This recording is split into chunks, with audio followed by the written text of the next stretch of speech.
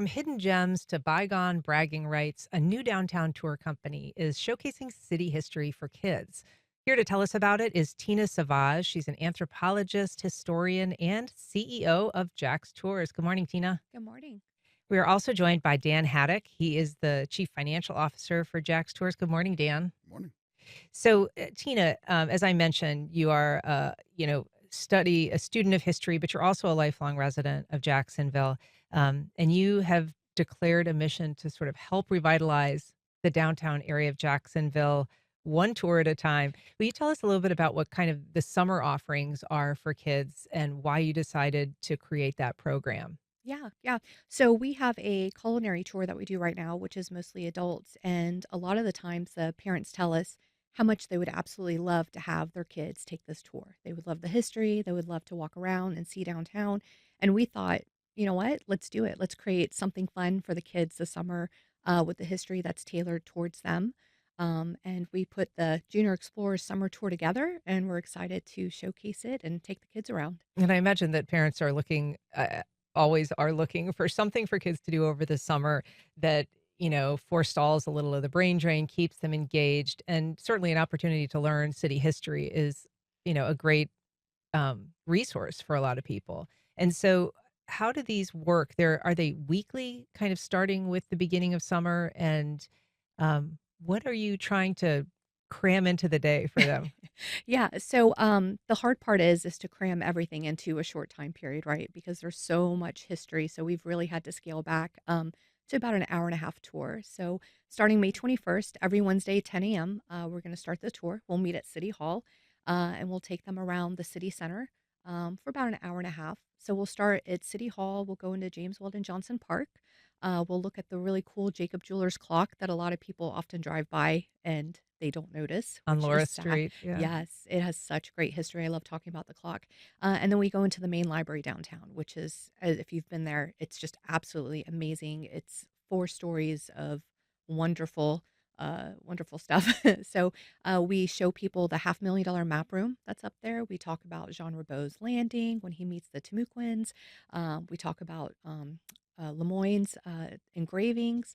And we tell the story about the fire of 1901. So there's a lot of history. I know that sounds like a lot, but we do cram that into an hour and a Yeah. half.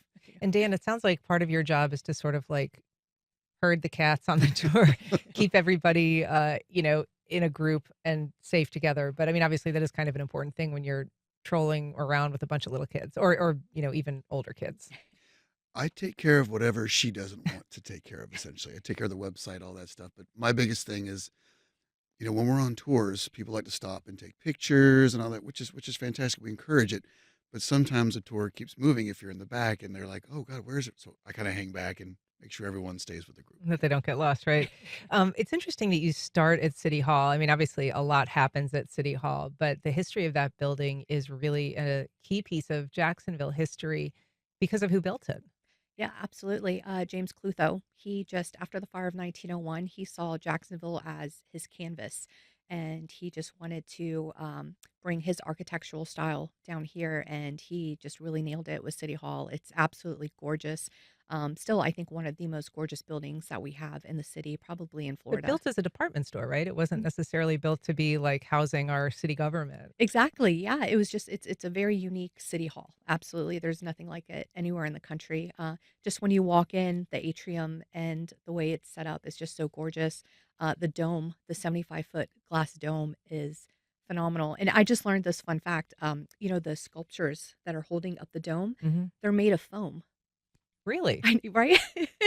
So, it's just we have a lot of really cool little Seems like a tidbits. a corner that Clutho cut, perhaps. Right? I don't know how Yeah. inspirational that is. I mean, the cool thing about City Hall, too, is there's neat pictures up and down the hallways that show historical Jacksonville, some cool aerials.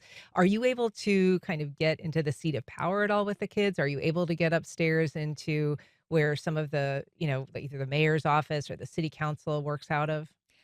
So what we're gonna do is we're gonna take them to the first floor, so they'll get to see the dome and how it's set up on the inside, but we will be able to take them into the city council chamber, Okay. and we'll teach them about their right of public comments, because we feel that's very important for anybody to know, something that we learned as adults, but I wish I would have known as a kid growing up, if I had ideas. So, you get the 3 minutes to be able to talk to your councilman about anything you want. So that's what we like to showcase when we go into City Hall. It's funny, the kids who are fighting to keep their AP money learned recently they didn't get to speak at City Hall. They sort of had a very different lesson. We talked about that on this program Oh, wow. because the city council voted not to kind of take their bill as an emergency.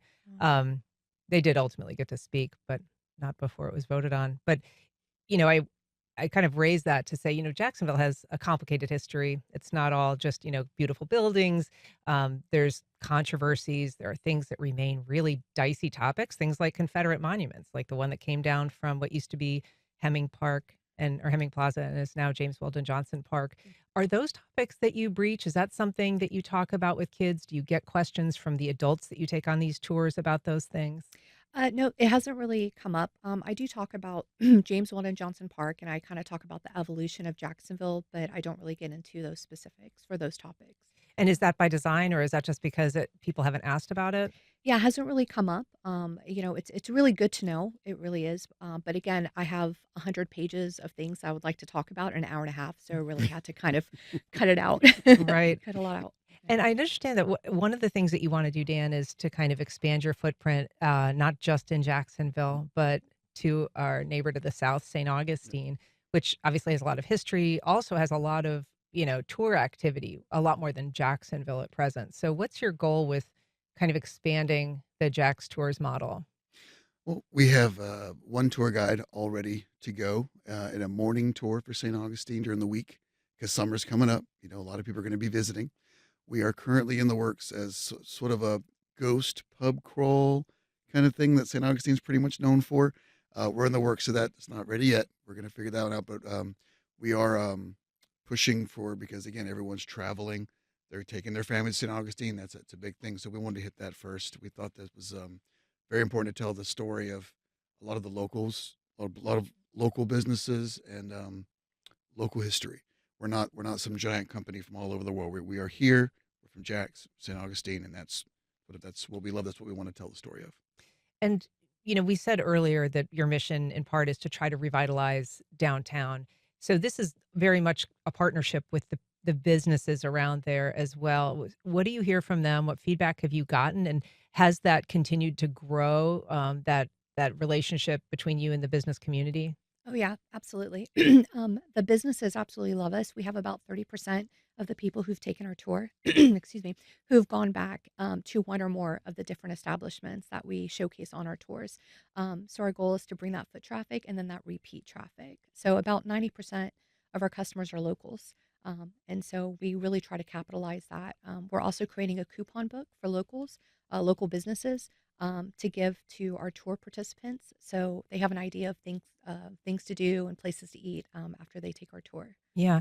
And so part of this effort for the summer is this, effort to get kids involved and to give them a little sense of city history. Mhm. If people are interested in getting their kids signed up for the tour, what's the best way for them to do that? The best way is just on our website, www.jaxtours.com. Go ahead and book the tour. It's going to be every Wednesday starting May 21st until August 6th. Again, we start at 10 a.m. In front of City Hall. All right. Well, it sounds like a great initiative. I congratulate you on getting it started. Tina Sauvage, Dan Haddock of Jax Tours, thanks so much for coming on today. I really appreciate it. Thank you so much for Thank having you. us. All right.